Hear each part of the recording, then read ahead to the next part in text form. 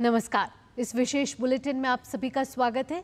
मैं हूं आपके साथ भावना नैयर और मेरे साथ है मेरी सहयोगी मनीषा, जो आप तक सांकेतिक भाषा में खबरें प्रस्तुत करेंगी।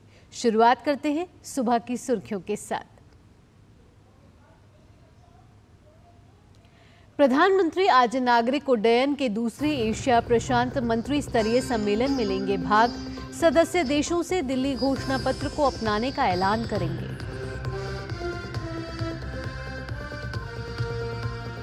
हरियाणा में नामांकन दाखिल करने के आखिरी दिन भाजपा के 26 प्रत्याशी भरेंगे पर्चा। पार्टी ने उतारे 3 और उम्मीदवार, सभी 90 सीटों पर प्रत्याशी घोषित। वहीं कांग्रेस ने 40 और आप पार्टी की 19 उम्मीदवारों की सूची जारी। जम्मू कश्मीर में भी तीसरे और अंतिम चरण के लिए नामांकन होंगे दाखिल। 40 विधानसभा सीटों के लिए 1 अक्टूबर को होना है मतदान। जोधपुर में तरंग शक्ति 24 युद्धाभ्यास जारी। रक्षा मंत्री राजनाथ सिंह करेंगे रक्षा विमानन प्रदर्शनी आईडैक्स 24 का उद्घाटन।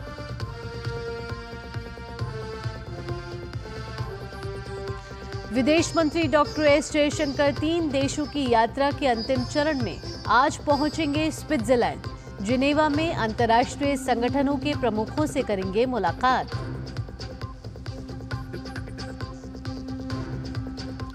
अंडर 19 महिला T20 एशिया कप की होगी शुरुआत। एशियाई क्रिकेट परिषद ने अपनी कार्यकारी बोर्ड की बैठक में लिया अहम फैसला।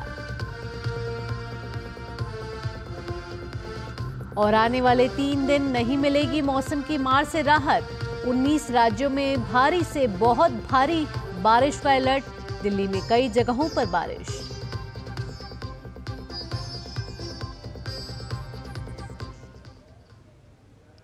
अब खबरें विस्तार से। प्रधानमंत्री नरेंद्र मोदी आज नागरिक विमानन के बारे में आयोजित दूसरे एशियाई प्रशांत मंत्री स्तरीय सम्मेलन में भाग लेंगे। नई दिल्ली के भारत मंडपम में आयोजित सम्मेलन में प्रधानमंत्री मोदी सदस्य देशों से दिल्ली घोषणा पत्र को अपनाने का ऐलान करेंगे। दिल्ली घोषणा पत्र विमानन क्षेत्र के नई ऊंचाइयों तक पहुंचाने का एक दूरदर्शी रोडमैप है। नागरिक विमानन मंत्री राम मोहन नायडू ने कल सम्मेलन का उद्घाटन किया था। राम मोहन नायडू को एशिया प्रशांत मंत्री स्तरीय सम्मेलन का अध्यक्ष चुना गया है। उन्होंने वर्ष 2035 तक सालाना 3.5 अरब यात्रियों को समायोजित करने के लिए एशियाई प्रशांत विमानन क्षेत्र के बुनियादी ढांचे में रणनीतिक निवेश का आह्वान किया है। नागरिक विमानन मंत्री ने इस बात पर जोर दिया कि भारत का लक्ष्य वर्ष 2025 तक विमानन कार्यबल में महिलाओं की भागीदारी को 25% तक ले जाना है।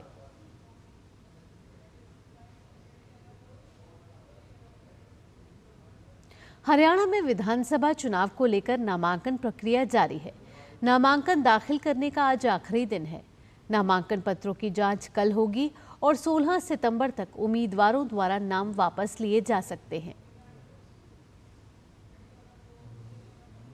हरियाणा में नामांकन भरने के अंतिम दिन भाजपा के 26 प्रत्याशी पर्चा दाखिल करेंगे। सभी प्रत्याशी अलग अलग विधानसभाओं में नामांकन करेंगे। नामांकन के अवसर पर मुख्य रूप से मुख्यमंत्री नायब सिंह सैनी, चुनाव प्रभारी धर्मेंद्र प्रधान, प्रदेश प्रभारी डॉक्टर सतीश पुनिया, केंद्रीय मंत्री मनोहर लाल और चुनाव सह प्रभारी विप्लव देव प्रत्याशियों का नामांकन कराएंगे और नामांकन सभाओं को भी संबोधित करेंगे। भाजपा ने हरियाणा विधानसभा चुनाव को लेकर कल उम्मीदवारों की तीसरी सूची जारी कर दी है। इसमें 3 उम्मीदवारों के नामों का ऐलान किया गया है। इसके साथ ही भाजपा ने राज्य की सभी 90 विधानसभा सीटों पर अपने उम्मीदवारों की घोषणा कर दी है। भाजपा ने अपनी तीसरी लिस्ट में सिरसा से रोहताश जांगड़ा, महेंद्रगढ़ से कंवर सिंह यादव और फरीदाबाद NIT से सतीश फागना को उम्मीदवार घोषित किया है।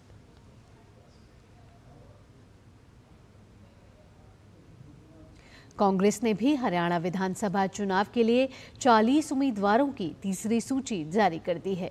इस सूची में पंचकुला से चंद्रमोहन, अंबाला शहर से चौधरी निर्मल सिंह, मुलाना से पूजा चौधरी, जगाधरी से अकरम खान और यमुनानगर से रमन त्यागी सहित कई अन्य उम्मीदवारों के नामों का ऐलान किया गया है। गौरतलब है कि कांग्रेस ने पहली सूची में 32 और दूसरी सूची में 9 उम्मीदवारों के नामों की घोषणा की थी। कुल मिलाकर कांग्रेस अब तक 90 विधानसभा सीटों में से 81 सीटों के लिए अपने उम्मीदवारों की घोषणा कर चुकी है। आम आदमी पार्टी ने 19 उम्मीदवारों की छठी सूची जारी की है।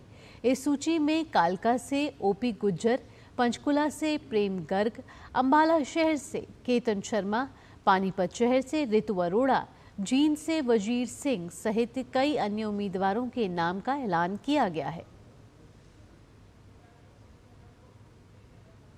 इंडियन नेशनल लोकदल ने हरियाणा विधानसभा चुनाव के लिए बुधवार देर रात 11 उम्मीदवारों के नामों का ऐलान किया।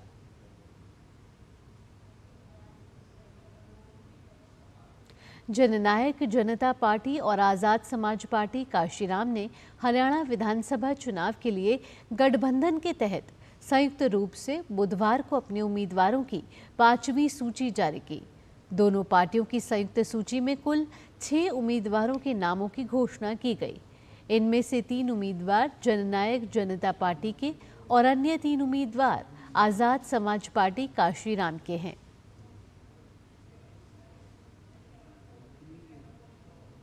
जम्मू कश्मीर में विधानसभा चुनाव में सभी पार्टियां अपने दमखम में जुटी हुई हैं। जम्मू कश्मीर विधानसभा चुनाव के तीसरे और अंतिम चरण के लिए आज नामांकन दाखिल किए जाएंगे। नामांकन पत्रों की जांच कल की जाएगी। नाम वापस 17 सितंबर तक लिए जा सकते हैं। जम्मू कश्मीर में 3 चरणों में मतदान होगा। पहले चरण का चुनाव 18 सितंबर को, दूसरे चरण का चुनाव 25 सितंबर को, तीसरे और अंतिम चरण का चुनाव 1 अक्टूबर को होगा। राज्य की 40 विधानसभा सीटों के लिए 1 अक्टूबर को मतदान होगा। वहीं मतगणना 4 अक्टूबर को की जाएगी। भारतीय वायुसेना जोधपुर में कई देशों के अपने सबसे बड़े युद्धाभ्यास में से एक तरंग शक्ति 24 आयोजित कर रही है। इसके साथ ही वायुसेना रक्षा विमानन प्रदर्शनी आईडैक्स 24 भी लगा रही है, जिसका रक्षा मंत्री राजनाथ सिंह आज उद्घाटन करेंगे। 14 सितंबर तक आयोजित होने वाले इस प्रदर्शनी में विभिन्न उत्पादों और प्रौद्योगिकियों के साथ रक्षा उद्योग की भागीदारी रहेगी। इनमें मित्र देशों और भारतीय दर्शकों को सार्वजनिक क्षेत्र के रक्षा उपक्रमों, रक्षा अनुसंधान एवं विकास संगठन, विभिन्न श्रेणी के निजी उद्योगों और नवीन उद्यम सहित भारतीय विमानन उद्योग से संबंधित प्रतिभागियों से मिलने और वार्तालाप करने का अवसर मिलेगा। आईडैक्स का लक्ष्य तरंग शक्ति 2024 में भारतीय विमानन उद्योग के स्वदेशी कौशल को प्रदर्शित करना है।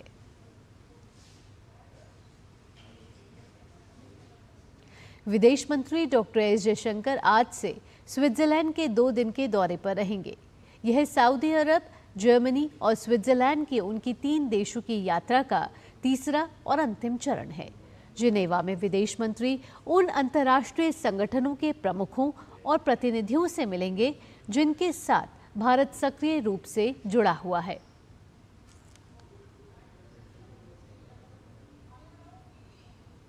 बात कर लेते हैं खेलों की। एशियाई क्रिकेट परिषद ने महिला क्रिकेट के विकास को बढ़ावा देने के लिए महिला अंडर 19 T20 एशिया कप शुरू करने का फैसला किया है।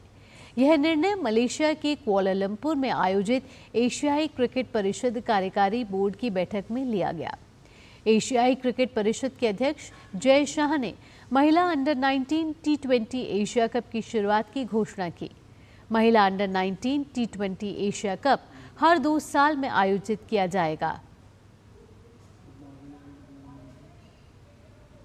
और अब बात मौसम की। देश के कई राज्यों में बारिश थमने का नाम ही नहीं ले रही। राजधानी दिल्ली में आज सुबह बारिश हुई है। सुबह सुबह बारिश होने से मौसम सुहावना हो गया है और लोगों को उमस भरी गर्मी से राहत मिली है। इस बीच मौसम विभाग ने आज दिन में तेज हवाओं के साथ भारी बारिश होने की संभावना जताई है। इसी के साथ इस विशेष बुलेटिन में इतना ही। मुझे और मेरी सहयोगी मनीषा के साथ फिलहाल के लिए डीडी न्यूज़ की टीम को दीजिए अनुमति। देश और दुनिया की बाकी खबरों के लिए देखते रहिए डीडी न्यूज़। नमस्कार।